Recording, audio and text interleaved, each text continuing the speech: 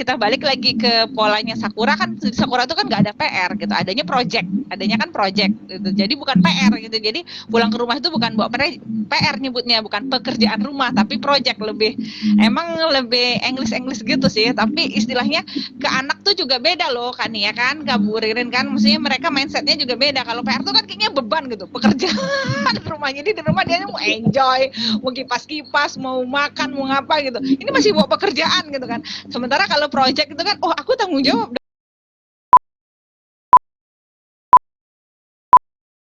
Bismillahirrahmanirrahim. Assalamualaikum warahmatullahi wabarakatuh. Hai teman-teman, alhamdulillah. Assalamualaikum Mbak Dorit, Kak Ririn. Alhamdulillah. Salam Kak Nia. Alhamdulillah pagi hari ini kita bisa bertemu ya, walaupun di ruang virtual, tapi mudah-mudahan tidak mengurangi makna dari pertemuan yang sesungguhnya. Masya Allah. Kemudian selawat dan salam kita kirimkan kepada Rasulullah Sallallahu Alaihi Wasallam. Muhammad. Mudah-mudahan kita mendapatkan syafaat dari beliau dan berkah dari Allah Subhanahu Wa Taala. Kita mulai ya acara kita hari ini. Biasanya kita live IG ya teman-teman, tapi hari ini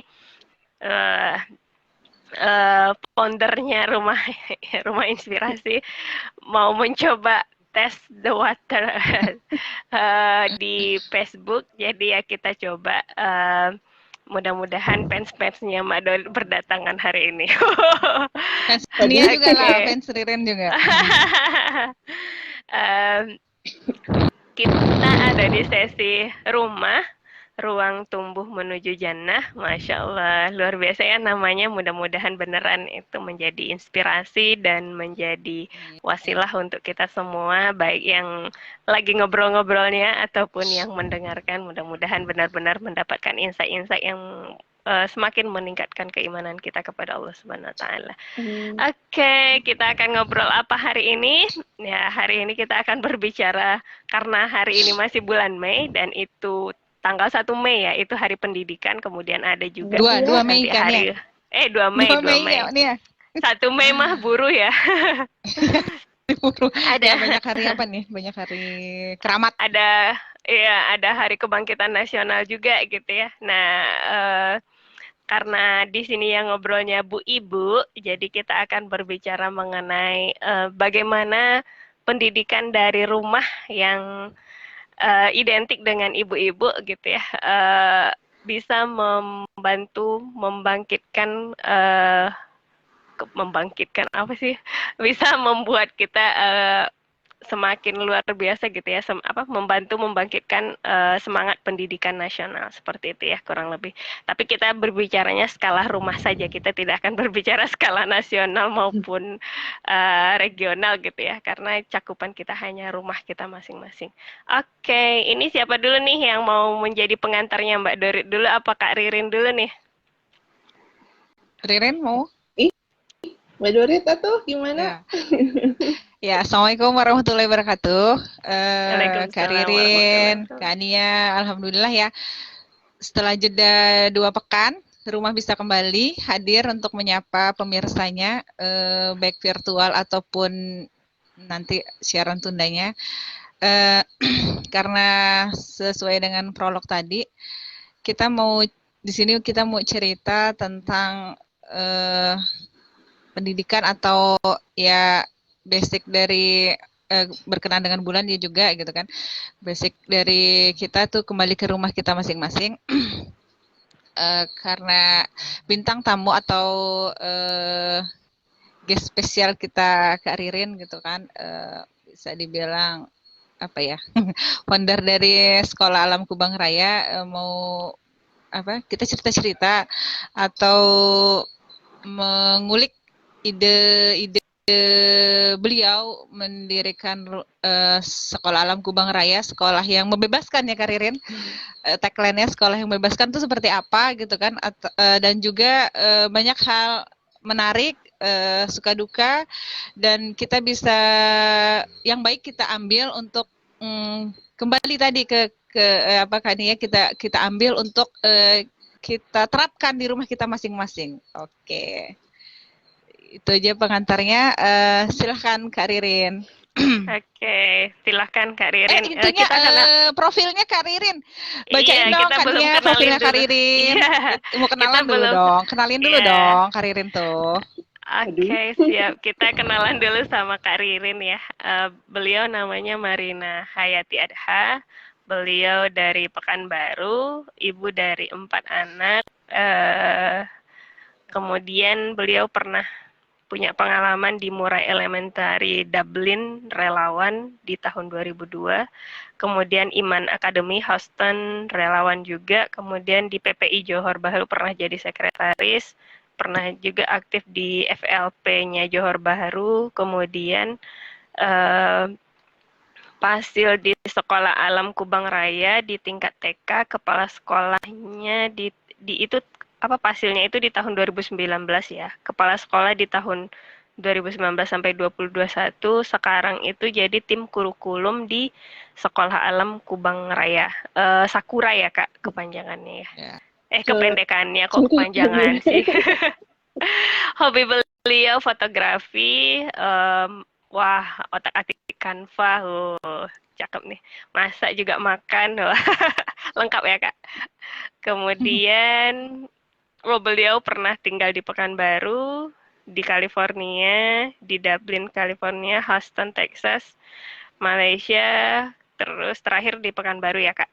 Oke, itu perkenalan singkat beliau. Quote-nya dari beliau itu, kita yang menjalani hidup dengan mengalir. Kita yang menjalani hidup dengan mengalir seperti air, mungkin lupa bahwa air hanya mengalir ke tempat yang lebih rendah. Wah, ini dalam banget kayaknya nih, nggak bisa dibaca gitu aja ya Kak. Oke, Kak Ririn, itu ya teman-teman profil dari Kak Ririn. Di Mbak Dorit, Kak Ririn kelihatan ya videonya ya? Lihat Kak Ririnnya kurang center aja sedikit. Masih separuh gitu. Kak Ririn. Ini pas ini sisi bagusnya gitu loh, Mbak.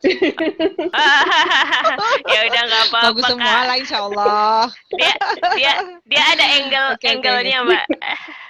Di kannya nggak kelihatan ya? Di aku nggak kelihatan, Aman tapi deh. nggak masalah Kak, insya Allah Kak. Oke. Dilanjut aja Kak, silakan Kak Ririn. Bismillah. Ini kan awalnya diskusi ya. Tapi iya, diskusi aja Kak. Iya, diskusi. Jadi namanya morning talk, Rin. Ya, ngobrol-ngobrol ya, tapi nggak ada kopi kita ya Mbak, nggak ada kopi. Iya, maunya ada kopi ya Kak. Aduh, Mbak Dorit nih tuan rumahnya nih kurang nih. Mana kuenya nih Mbak? Iya, kuenya mana Mbak Kopi Dorit? Lampung, kopi Lampung. Oh, kopi Lampung perlu, kopi Lampung. Jauh perjalanannya. Baik, tadi ya Mbak Dorit nyampein founder, aduh Masya Allah, bukan sih Mbak, bareng-bareng gitu ya. Jadi memang kalau dari kami sendiri juga sama Pak suami gitu kan, saat awalnya kami memang anak-anak berdua itu ya, yang berdua lahir di Johor ya. Jadi pas kita mau pindah ke Pekanbaru lagi, studinya Mas sudah selesai, mau pindah ke Pekanbaru, anak-anak sudah mau usia sekolah gitu kan. Jadi diskusilah ceritanya gitu, gimana nih gitu kan. Karena memang kalau dilihat sekarang itu pembelajarannya itu nggak seperti kita dulu gitu ya, karena padat banget segala macam gitu kan. Kalau menurut kami sih gitu, pemahaman dan pandangan kami ya sudah deh kita coba homeschooling gitu ya.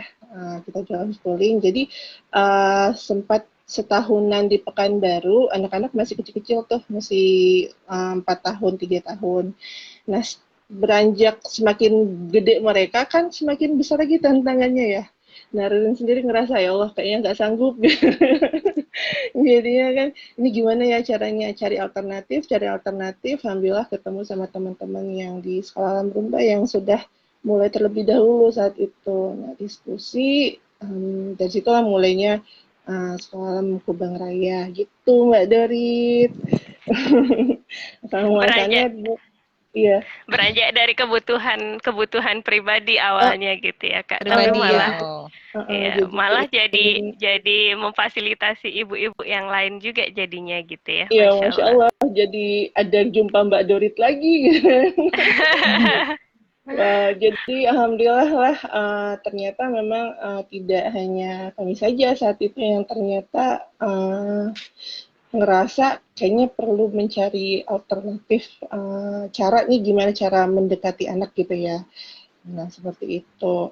Terus juga kalau Rin sendiri sih ini baru apa ya nemu apa ya kalau kami itu kenapa awalnya Formula. pengen homeschool bukan formula kenapa sih awalnya pengen homeschooling itu karena memang mikirnya ini anak-anak ini kan memang tanggung jawabnya kita ayah dan ibunya gitu ya jadinya kalau misalnya kita serahkan ke orang gitu misalnya walaupun itu guru-guru yang baik guru-guru yang luar biasa pengalamannya gitu kan tapi tetap tanggung jawabnya itu kan ada di kita gitu kayak yang seperti yang Allah firmankan di surat An-Nisa ya ayat 6 gitu, ayat 9 gitu dan hendaklah takut kepada Allah orang-orang yang sekiranya mereka meninggalkan keturunan yang lemah di belakang mereka yang mereka khawatir terhadap kesejahteraannya gitu ya. Nah, sebab itu hendaklah mereka bertakwa kepada Allah dan mereka berbicara dengan tutur kata yang benar. Jadi kita itu sebagai orang tua punya tanggung jawab untuk mendidik anak kita gitu. Jadi generasi-generasi yang tangguh yang akan nantinya jadi penyambung estafet inilah ya istilahnya Estafet dakwah kita lah amanah. ya Mm-mm. perjuangan gitu benar seperti itu kan ya. Iya Kak, Masya Allah sekali ya ininya. Tapi memang apa menarik sih Kak gitu ya. Apa namanya? Kita dihadapkan dengan kondisi pendidikan terkini gitu yang seperti itu disajikan gitu. Kalau zaman kita mah sekolah di negeri itu udah keren banget, bahkan itu yang paling keren. Swasta itu mah masih biasa aja waktu itu gitu kan ya. Tapi sekarang malah orang beranjak dari sekolah negeri ke sekolah swasta karena tadi itu ada beberapa hal yang tidak disajikan bukan tidak disajikan sih mungkin tapi SDM-nya mungkin yang kurang kurang ada gitu ataupun ada tapi tidak banyak mungkin seperti itu ya Kak. Dan jawaban dari tantangan zaman kan semakin ini juga gitu. Apa tuntutan zaman juga semakin ini dan apa namanya perkembangan dunia pendidikan itu juga luar biasa ya Kak gitu. Dan aku tadi tertariknya sama ungkapan dari apa yang Kakak ayat yang Kakak bacakan itu gitu. Ada generasi tangguh yang kita ini kan dan kita kan disarankan untuk meninggalkan generasi yang kuat itu kan, generasi yang tangguh itu kan. Dan tangguhnya itu tidak hanya sekadar soal kekuatan fisik gitu, tapi juga secara keimanannya, fisiknya, terus secara keilmuannya juga gitu ya, segala aspek lah gitu ya Kak. Tangguhnya itu bukan cuma sekadar definisi itu. Kuat Nah, ternyata itu juga. yang dan ternyata itu ya yang mendasari Kakak untuk membuat sekolah yang sesuai dengan kebutuhan atau bukan keinginan orang tua sih, tapi pandangan orang tua beginilah sekolah yang seharusnya itu diterima oleh anak-anak seperti itu mungkin ya Kak ya kesimpulannya ya. Oh kok kesimpulan sih? Enggak sih ini Belum cuma selesai kok udah Memaknainya. kesimpulan gitu. Iya. Itu memaknai dari Iya. ide bikin sekolah itu gitu mungkin nggak? Iya. Iya, Iya. karena masing-masing pandangan orang tua apalagi sekarang kan memang ya kayak Kak Nia bilang tadi kan ilmu itu sudah berkembang macam-macam, pendidikan sendiri juga sudah berkembang gitu ya. Jadi pandangan masing-masing orang juga sudah semakin banyak gitu kan. Jadinya memang bukannya sekolah negeri tidak baik, tapi baik juga sih, baik sekolah negeri baik. Cuma memang sekolah yang lain juga baik, cuma memang untuk saat ini kami memang memilih sekolah yang seperti ini seperti itu. Ya, yang menurut kita itu cocok dengan apa yang ada lah gitu ya. Apa namanya? Bukan ini juga sih, bukan sebagai pembenaran juga gitu ya Kak ya bahwa sekolah ini enggak juga sih gitu. Karena memang sebenarnya mereka saling mengisi gitu ya Kak. Betul. Apa namanya terus Mbak Dorit mau ada yang ditanyakan atau mau mengomentari silakan Mbak Dorit.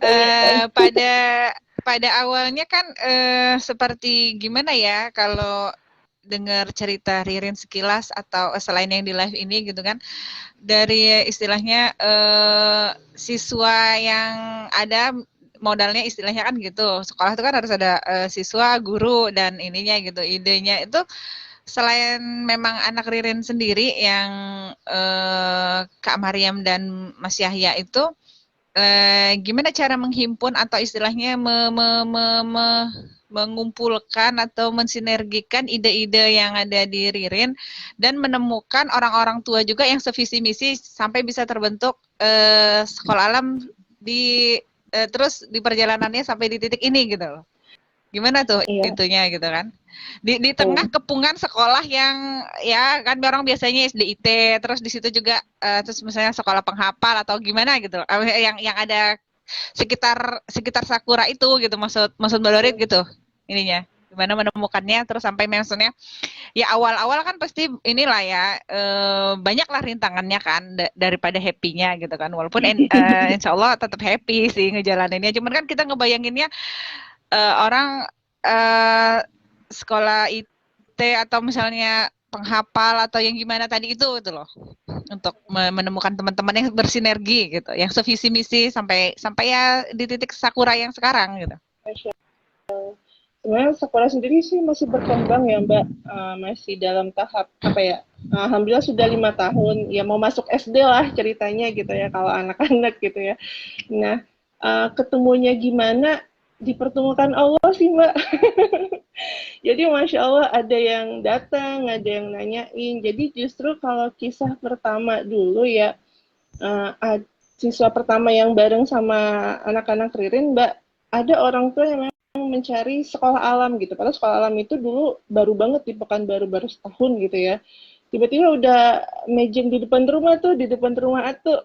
Kita tanyain, Bapak cari siapa gitu kan. Lah, di sini katanya mau ada sekolah alam ya di mana ya? Gitu. Dulu kan awalnya sekolah alam mau di itu, mau di komplek kan, Mbak, mau di rumah Iya, kan. dengernya ya dulu di itu Selumar ya. Nah, dari sana tuh diskusi, ternyata mereka jauh banget dari Pantai Raja saat itu, Masya Allah, perjuangan mereka ya.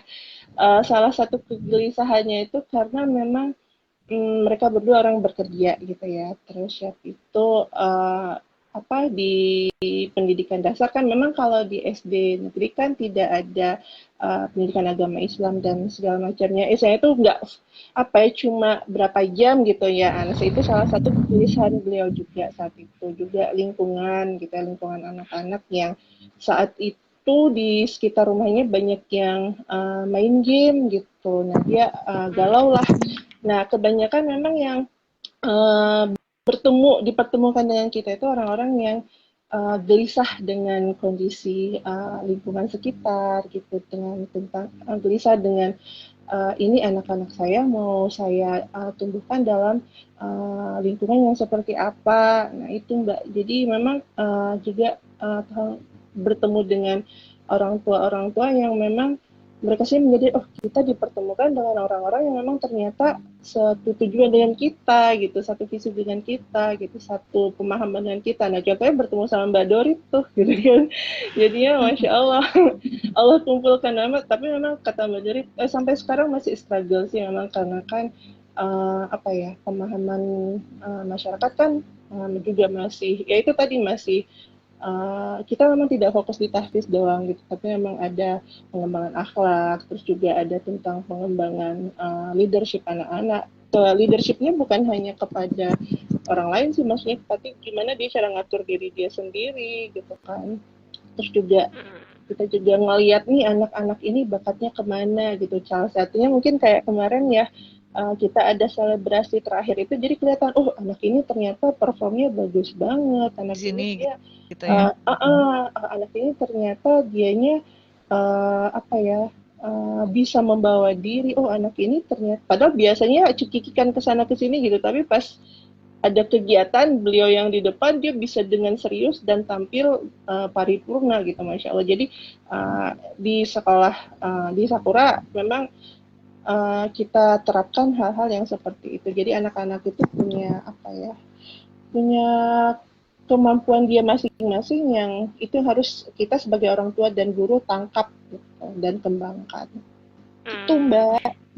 Iya. Jadi mereka bakat-bakat mereka itu bisa tumbuh gitu ya Kak, bisa tumbuh dengan alamiah dan kita hanya menstimulusnya saja gitu ya.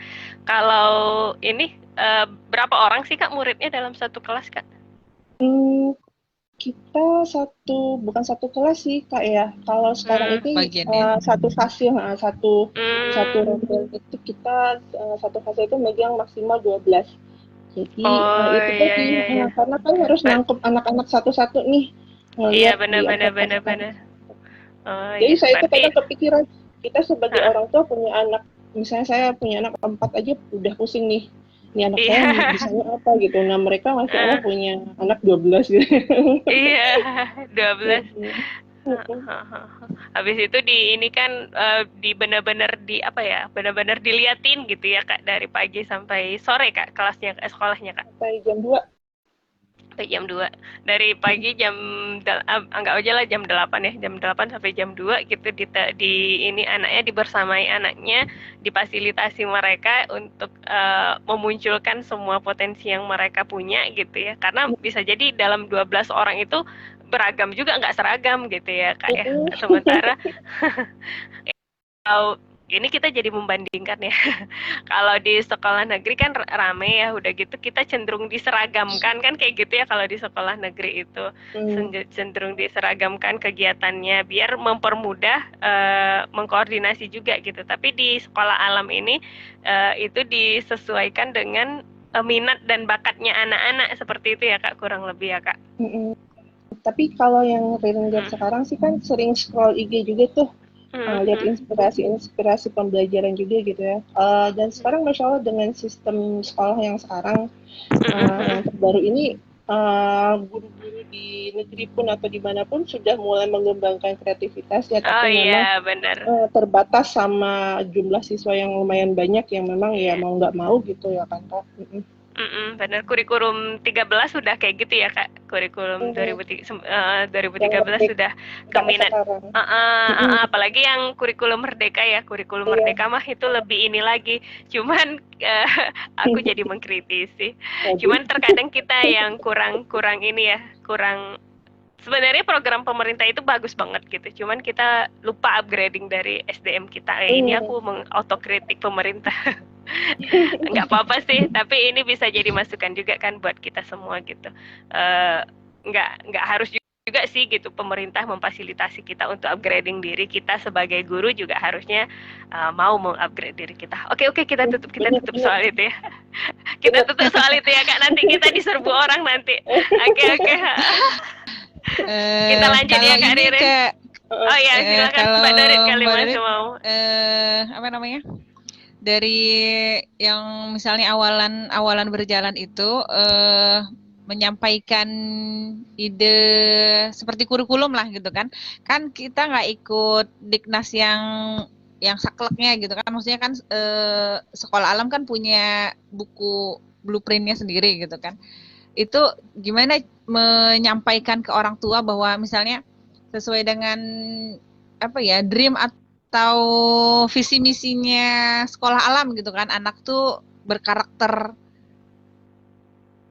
namanya sekolah alam kan anak tuh berkarakter mencintai bumi apa segala macam tuh gimana cara menyampaikan itu pada awal-awalan didirikannya Sakura itu gitu sampai itu udah melekat ke anak terus istilahnya tahun kedua ketiga sampai tahun kelima tuh istilahnya yang anak-anak baru tuh udah tidak sosialisasinya itu fasil kan nyebutnya kan fasil tuh kan ya kalau di sekolah alam kan fasil itu tidak perlu payah lagi misalnya bawa tumbler ya apa istilahnya bawa tempat bekal ya gitu itu udah misalnya dari si anak sendiri itu jadi udah melekat gitu maksud saya itu udah membumi di ininya gitu ya di kepribadiannya gitu maksud saya itu gimana tuh awal-awalannya itu menerapkan hal tersebut gitu istilahnya gitu Kemana-mana bawa pada botol pondasi pakai awalnya. ya Mbak. Iya, tapi kan maksudnya kan kalau sekolah-sekolah itu kan misalnya ada kantin, ada apa gitu kan. Nah kan sesuai dengan ininya cita-cita Go Green apa segala macam itu gimana cara menyampaikannya gitu pada awalunnya gitu.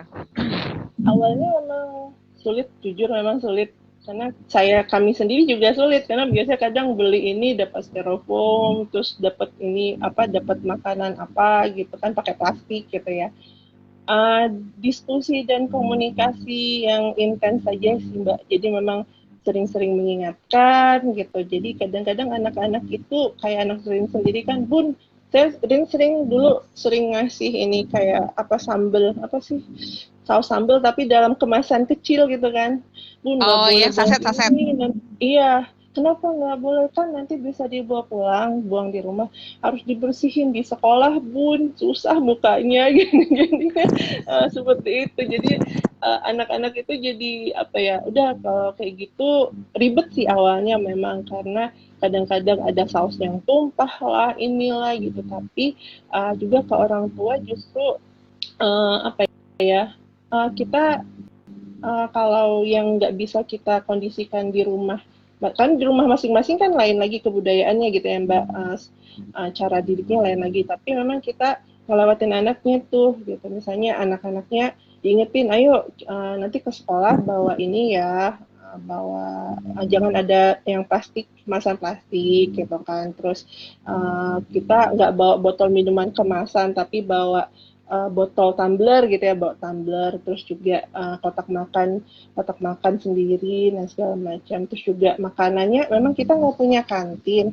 Filosofinya itu apa ya, walaupun seharian anak itu tidak sama orang tua tapi sama hasilnya gitu dan sama teman-temannya, tapi mereka membawa makanan atau bekal dari rumah, walaupun itu mungkin beli ya, tapi paling tidak yang nyediainnya orang tuanya kayak gitu, yang memberikan kepada dia orang tuanya seperti itu. Jadi kebawalah sama mereka ke sekolah sampai siang seperti itu. Dan di sekolah mereka juga diminta untuk membersihkan tempat bekal sendiri gitu.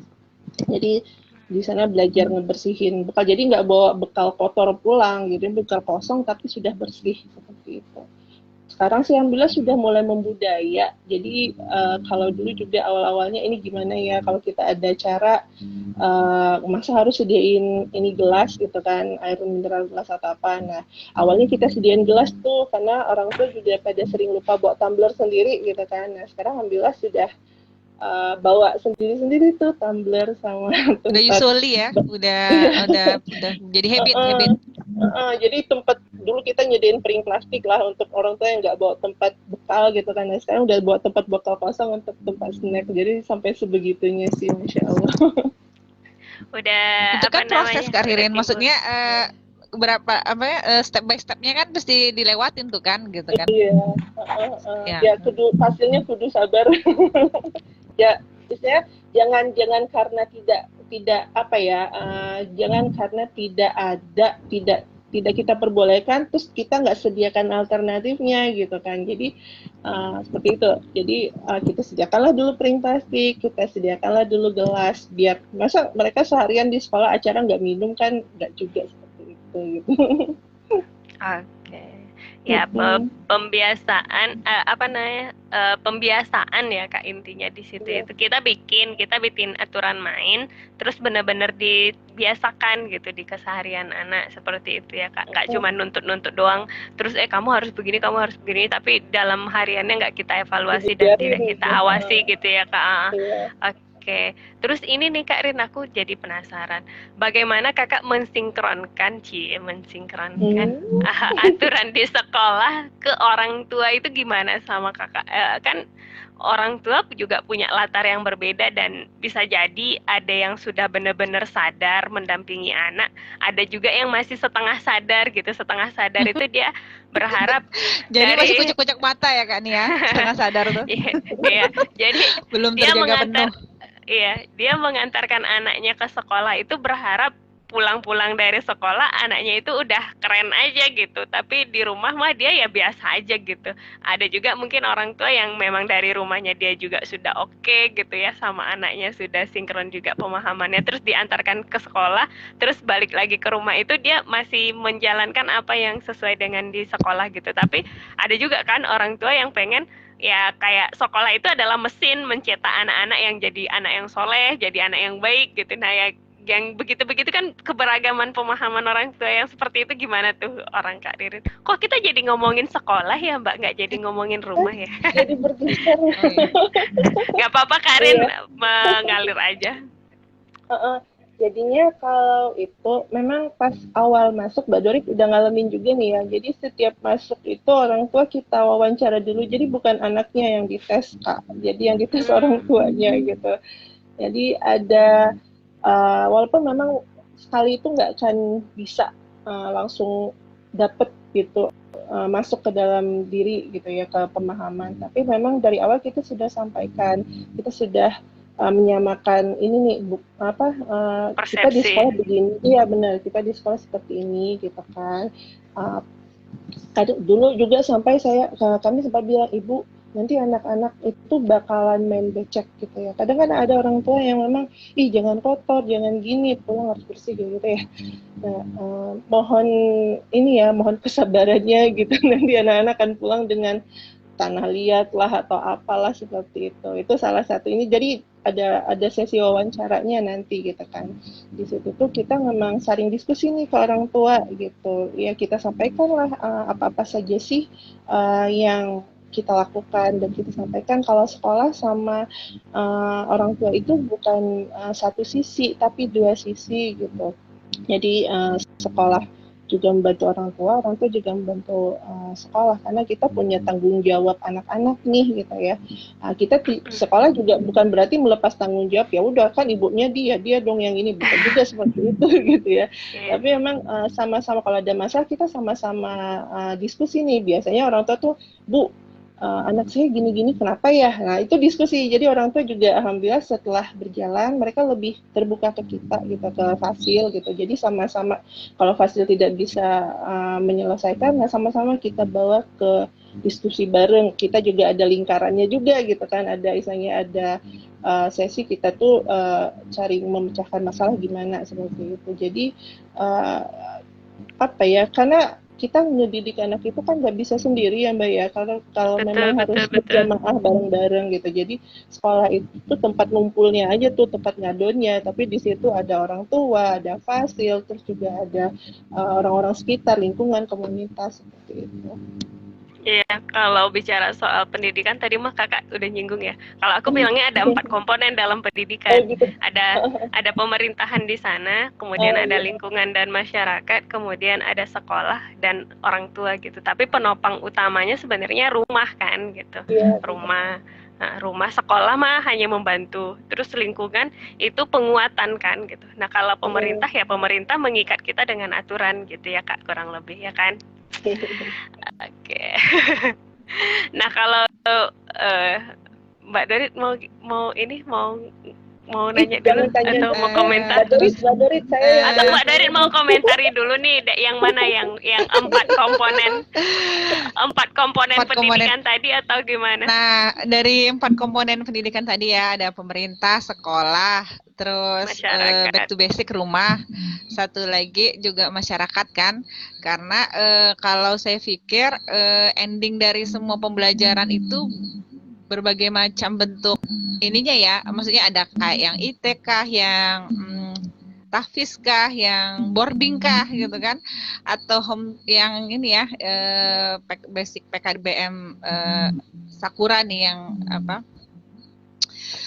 yang didirikan sama Karirin ini semuanya kan anak itu endingnya akan akan kita lepas dia ke dunia kayak welcome to the jungle gitu kan, ke dunia nyata. Ke dunia nyatanya itu mana? Ya masyarakat kan gitu, masyarakat dan di masyarakat itu kan kita tidak bisa memfilter gitu, kita tidak bisa memilih, maksudnya sebanyak uang apapun kita gitu, kita tidak bisa menentukan misalnya aku mau tinggal di komplek elit yang orangnya jenius-jenius semua. Enggak kan Karirin, enggak kan Kania gitu kan.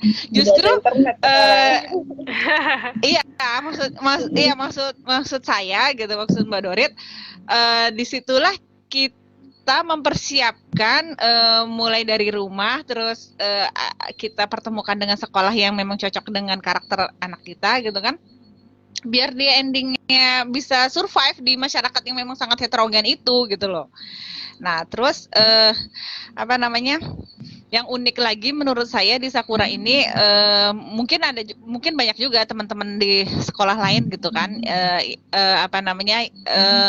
yang ada anak berkebutuhan khususnya. Tapi kalau yang saya lihat gitu kan, yang saya lihat dan saya mengalaminya gitu, di Sakura ini kan juga ada banyak gitu, ada banyak tuh dalam artian lebih dari berapa gitu ya, dari perbandingan seluruh siswanya Sakura, anak yang berkebutuhan khusus gitu. Tapi mereka bisa hidup berdampingan tadi itu gitu. Untuk yang tadi 4 komponen Kak dia sebutkan itu, untuk endingnya gitu kan, nextnya setelah selesai pendidikan dasar ini, menengah, atas gitu kan, mereka akan hidup dan jadi orang dewasa yang akan istilahnya bermasyarakat itu gimana gitu. Dan itu tuh anak-anak itu ada gitu, maksudnya perbandingannya itu banyak gitu di Sakura itu gitu loh, anak-anak berkebutuhan khusus gitu. Dan tapi teman-teman yang normal gitu kan, dalam artian yang apa Kak Ririn, persamaan kata normal itu maksudnya yang inilah, reguler lah ya, yang biasa, yang reguler gitu tuh welcome gitu, menerima gitu, tidak istilahnya tidak memandang sisi kurangnya. Oh dia kurang di istilahnya daya tangkap, oh dia kurang di motorik ini, oh dia kurang di pendengaran, kurang di ini. Tidak seperti itu. Justru bisa bersinergi itu gimana cara istilahnya tadi itu ya, menjadikan Yusuli atau menjadikan anak-anak tuh, oh itu temanku juga gitu, temanku juga yang aku nggak usah pakai jarak gitu, mereka enjoy aja gitu kan, bermain kan nggak pernah pakai, maksudnya dengan anak yang pendengarannya kurang juga mereka tetap enjoy kan, tetap tidak pernah ngerasa kamu gak usah ikutan main gitu kan, nggak pernah kayak gitu kan, main bola main apa semua bisa gitu. Coba dong ini diulas Karirin ini kan itu juga istilahnya step by step dari mempersiapkan generasi tadi tuh kan ya gitu. Oh ya, kalau aku bilangnya ini ya Mbak ya, jadi anak diminta untuk sadar dan tahu bahwa sebenarnya semua kita itu Allah ciptakan dengan sesuatu yang sempurna gitu. Hanya persepsi kita saja yang membuat kita menilai, oh anak ini kurang ini, padahal sebenarnya bukan gitu. Karena ketika kita sudah terlahir ke muka bumi ini, pasti ada visi misi besar yang kita emban masing-masing, seperti itu kan, yang harus kita tuntaskan. Ya hanya kita yang bisa menuntaskan semua hal itu, dan kita diminta untuk menerima semua apa yang ada di muka bumi ini yang telah Allah hadirkan di hadapan kita dan ada pada diri kita. Jadi kita itu jadi menghargai diri sendiri dengan apapun potensi yang kita punya, dan teman kita juga pasti dia punya sesuatu something yang amazing juga gitu. Mungkin seperti itu kali ya Kak Ririn ya. Oke Kak Ririn, silakan Kak Ririn, apa nih yang dipantik sama Mbak Dori ini, Kakak komentari boleh. Jadi emang awal-awalnya mungkin anak-anak sama dia kenapa gitu. Pasti pas datang mereka pasti nanya itu, ibu itu kenapa, si ini kenapa gitu, pasti nanya. Nah di sini memang balik lagi Fasil dan juga orang tua, jadi ini kan mengkondisikan anaknya dulu nih, oh abang ini dia perlu begini-begini, abang ini dia tidak bisa begini-begini, jadi iya pokoknya disampaikan deh, oh abang ini begini, oh itu gimana bu caranya. Jadi anak-anak ini memang anak-anak kan dasarnya baik ya semuanya gitu kan, cuma kiri kanan depan belakangnya yang dia contoh lah yang menjadikan dia jadi entah seperti apa dia sekarang gitu kan. Jadinya justru anak-anak ini kadang setelah disampaikan tentang abang ini begini, abang ini perlu begini, kakak ini perlu seperti ini gitu ya, keperluan kakak ini begini, mereka sendiri tuh kadang langsung membantu dan memfasilitasi gitu. Dulu ada ada kisah haru sih sebenarnya. Ada salah satu, kita kan sering sholat zuhurnya ke masjid kaknya,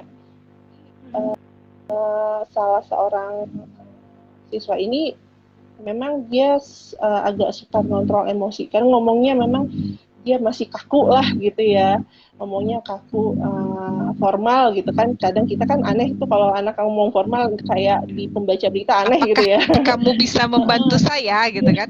Apakah saya bisa, apakah saya boleh meminjam pena gitu?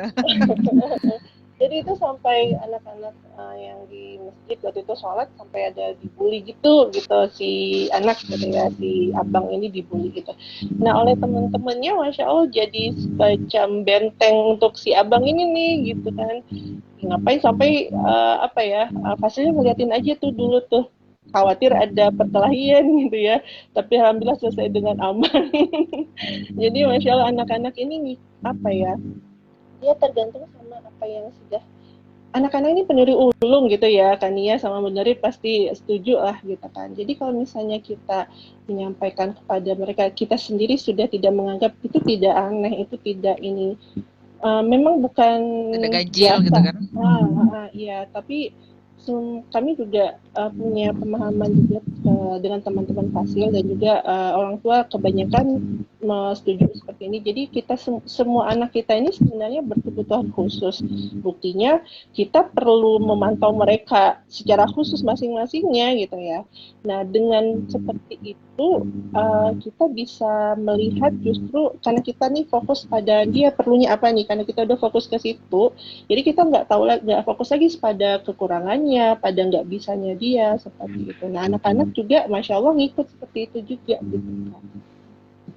Masya Allah. Jadi Fasil dan lingkungannya itu disetting untuk bagaimana kita bisa tumbuh bersama gitu ya Kak ya. Bagaimana kita bisa tumbuh bersama, bisa bermain bersama, belajar bersama, saling bantu-membantu seperti itu ya Kak, kurang lebih ya Kak.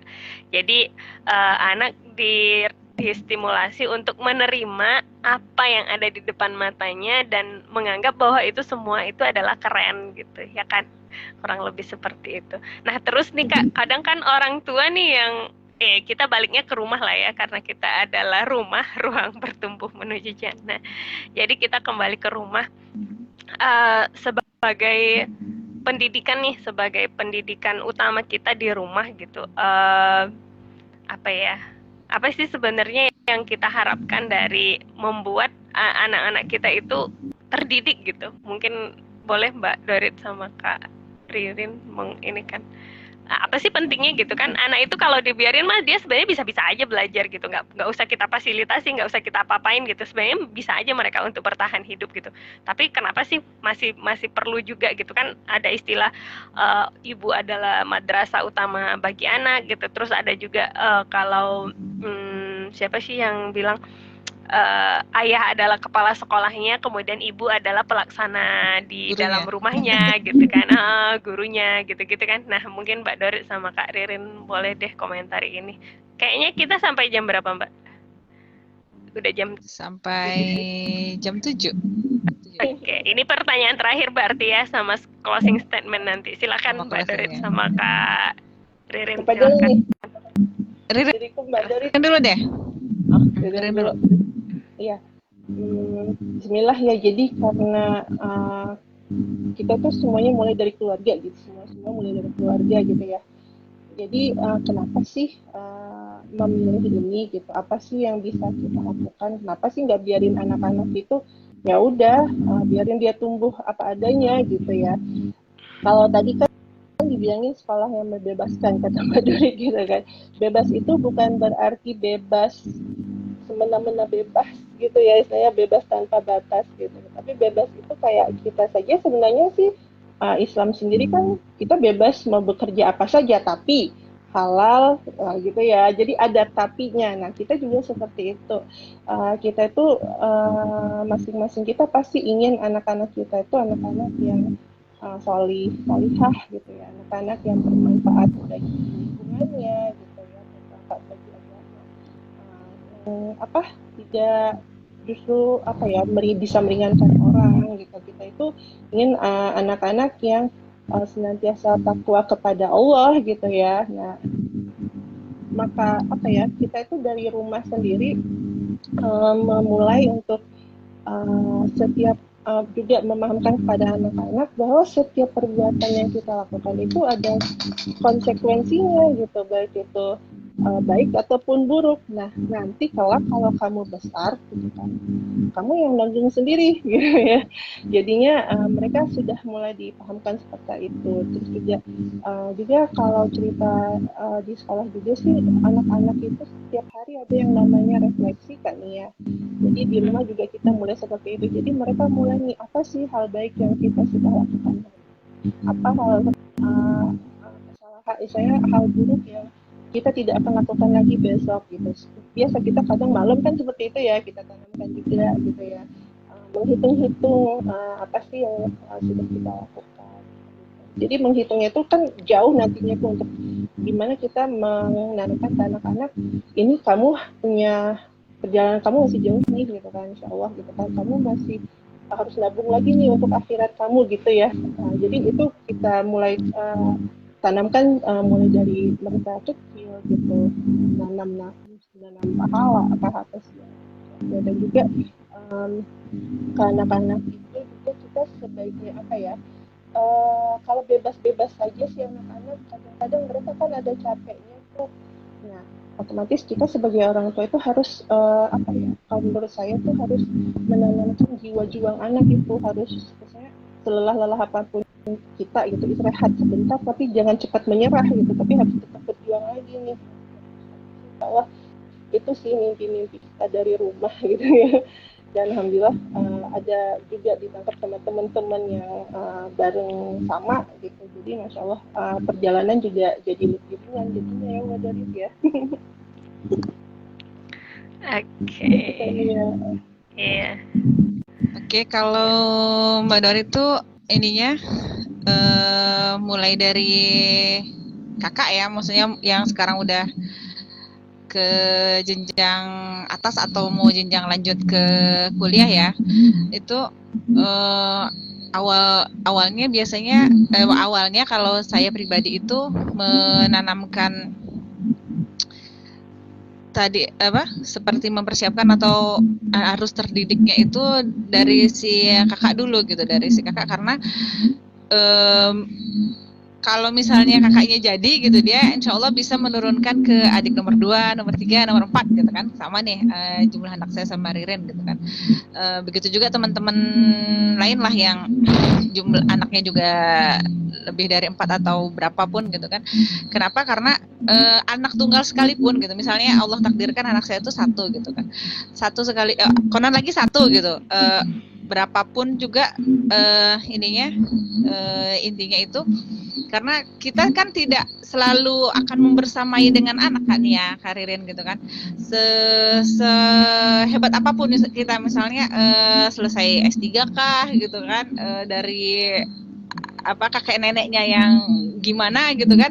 Jadi penting banget meneruskan atau selalu mengupgrade, memperbarui pola-pola pendidikan yang terbaik ya, yang terbaik. Maksudnya yang zamannya waktu Kak Gaida SD itu sekitar tahun 2010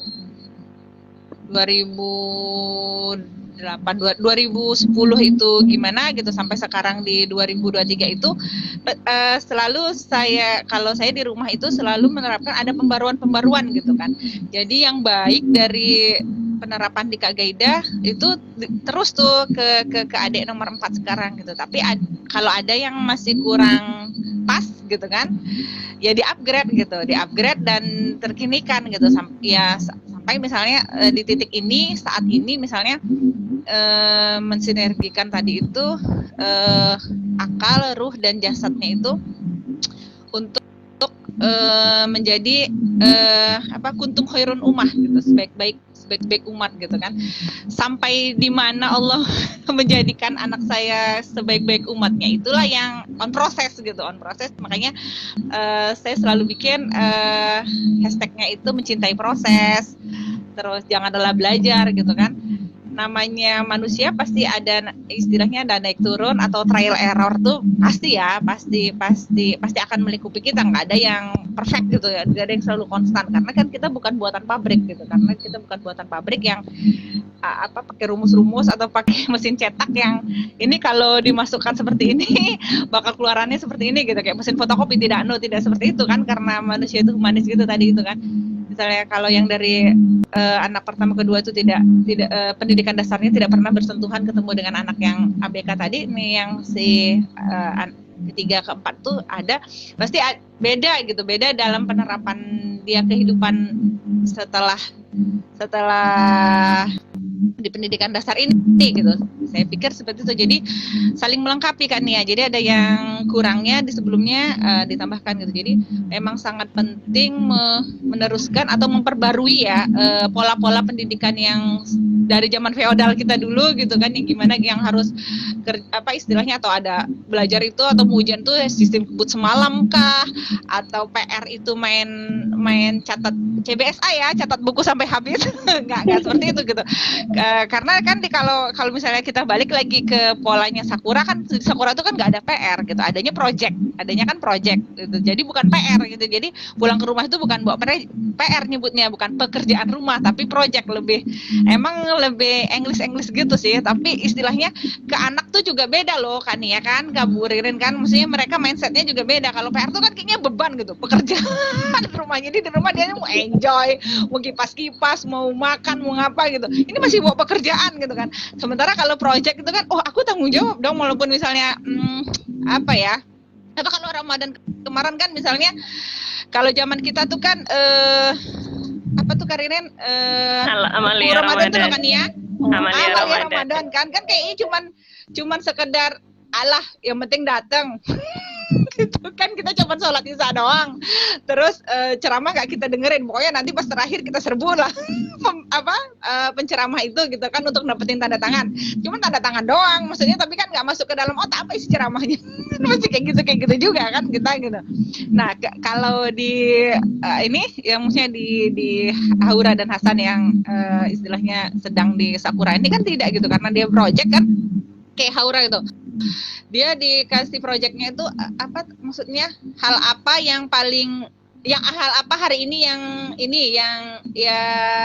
sangat excited misalnya gitu kan, dia membuat bukaan kolak kah atau cuma sekedar buat nutrijel kah gitu, tapi dia happy dan dia melaksanakannya dengan sungguh-sungguh gitu, walaupun cuma seperti nyairin kan. Kalau misalnya buat jelly kan istilahnya nggak ada tutorial buat jelly itu yang gagal gitu kan, nggak ada jelly bantat kan gitu, tapi dia maksudnya senang karena di proyeknya di proyeknya Ramadannya si Haura itu tidak disebutkan kamu mau buat hal yang paling maksudnya yang menggemparkan dunia seperti apa, tidak. Balik ke kemampuannya si Haura dengan kelas 4 itu, dia bisa buat apa maksudnya dia mengerjakan apa hari itu yang membuat dia happy, membuat dia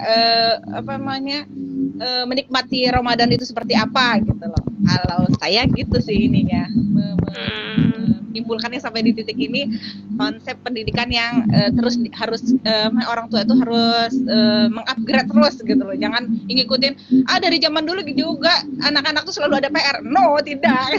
Sekarang kalau ada PR dia jadi beban terus, ya udah jadi stres gitu. Terus kita nggak bisa masukin nilai-nilai baik apa lagi di rumah gitu loh. Dan juga dengan saingannya kan, jangan egois juga kita. Saingan kita sih yang setan gepeng HP itu gitu kan, gimana tuh caranya mensinergikan itu gitu. Masya Allah, luar biasa ya. Ada yang mau menyimpulkan? Jadi luar biasa sekali ya sebenarnya, tantangan orang tua di zaman sekarang itu lebih dahsyat lagi dibandingkan zaman dulu. Pak, kalau zaman dulu anak malas di rumah, keluar ke lingkungan mah mereka masih bisa dibenahi sama lingkungan. Tapi kalau sekarang mah enggak gitu ya. Di rumah dia nggak tuntas, kemudian dia lari ke masyarakat. Wah, di masyarakat banyak banget ya yang menunggu mereka. Ada narkoba, ada TV, ada apalah segala macam kenakalan yang ini kan. Gitu ya, Kak? Iya, benar. Tapi kita juga nggak bisa menutup mata bahwa kita akan masuk ke lingkungan itu. Nah, yang paling utama dan terutama ini mudah-mudahan kesimpulan dari Mbak Dori sama Kak Ririn ya. kita di rumah itu tetap menanamkan semua nilai-nilai yang ada gitu, yang menurut kita itu baik untuk anak. Kemudian nanti ketika anak kita lemparkan, bukan kita lemparkan juga sih, kita masukkan mereka ke Akan lingkungan terjun, berikutnya turun. gitu ya. Iya, kita mereka masuk ke lingkungan berikutnya itu ada sekolah. Nah, kita juga berusaha memilihkan sekolah yang bagus untuk anak. Kemudian walaupun bukan berarti sekolah yang kita pilih itu sangat bagus, terus sekolah yang nggak kita pilih itu bukan tidak bagus, bukan gitu. Tapi itu adalah sekolah yang memiliki visi dan misi yang sama dengan rumah kita, mungkin seperti itu kali gitu ya. Iya, Bukan iya. soal Lebih salah dan tepatnya seperti benar itu. gitu. Nah, Bukan ya soal betul. salah dan benar, Bukan. tetapi soal yang visi dan misinya sama dengan kita atau saling mendukung seperti itu kan akhirnya. Ya Kemudian betul. kita Betul tuh, berharap Fania.